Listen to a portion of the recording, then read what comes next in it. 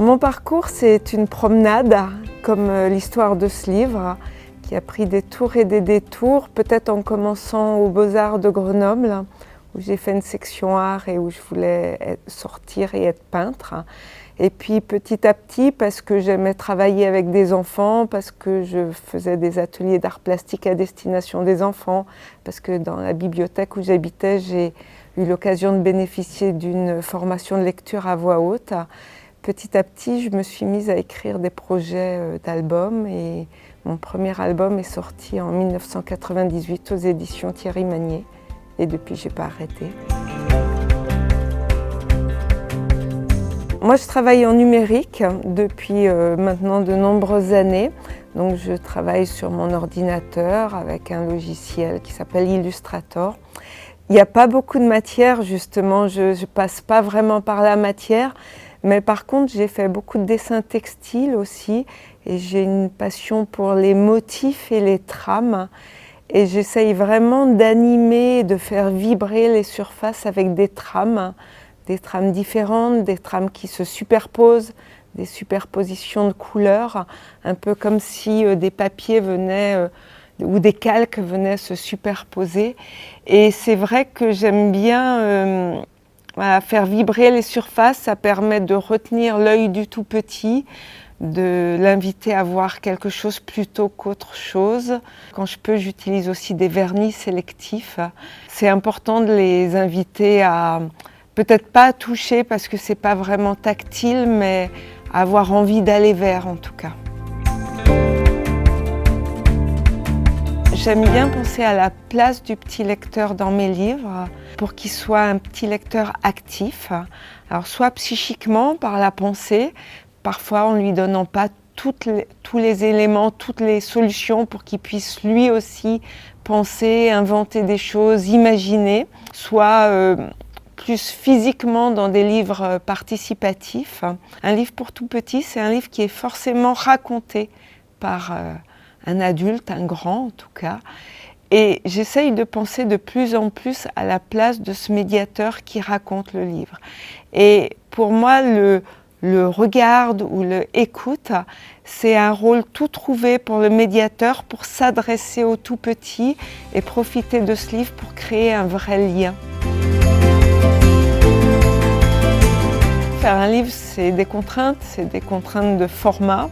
Alors parfois c'est différent, parfois on sait qu'on va rentrer dans une collection et on a une contrainte de format. Parfois on le fait très librement et on sait que le format viendra s'adapter à notre projet. Là effectivement il y avait un format, un nombre de pages, mais je suis vraiment d'abord partie sur mon envie de raconter quelque chose autour d'une promenade. C'était aussi un peu mon ancrage dans le département de l'Isère. Moi, ce que ça m'évoquait, le département de l'Isère, c'était de la nature. Et du coup, voilà, j'avais cette envie de promenade, cette envie de nature. Et à partir de là, j'ai vraiment oublié toutes les contraintes. Et je me suis dit, qu'est-ce que j'ai envie de faire? Comment j'ai envie de le faire? Comment j'ai envie de m'adresser aux tout petits aussi?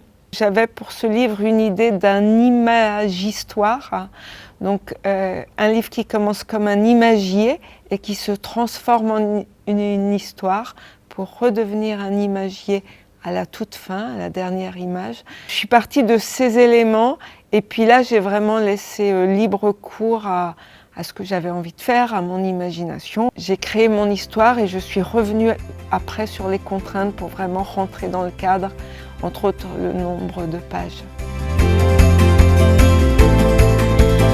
J'aime bien un peu sortir du format livre aussi. Les tout petits font beaucoup d'associations, c'est un peu leur mode de pensée. J'aime bien leur proposer aussi des choses où ils sont actifs physiquement, des manipulations, des puzzles, des mémories géants, des ballatriers, avec toujours l'idée que ça s'associe à une histoire, que ça s'associe à un livre. Moi j'ai créé une exposition, plusieurs d'ailleurs, mais une qui est dans plusieurs médiathèques départementales et que moi j'ai aussi et que je loue.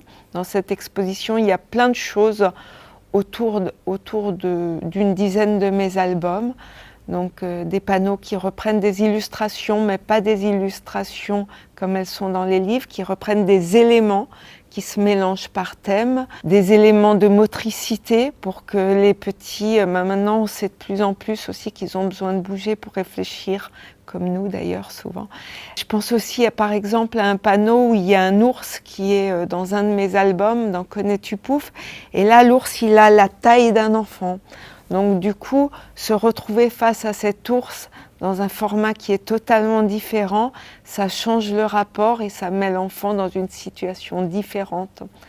Donc c'est vrai que j'aime bien leur proposer comme ça des choses, justement où ils peuvent utiliser d'autres sens, rentrer dans les livres d'une autre façon. Pour cette action, j'ai aussi créé un puzzle géant qui reprend le décor de Mais où sont les trois petits poissons et où les enfants peuvent venir replacer les animaux à leur place ou ailleurs d'ailleurs.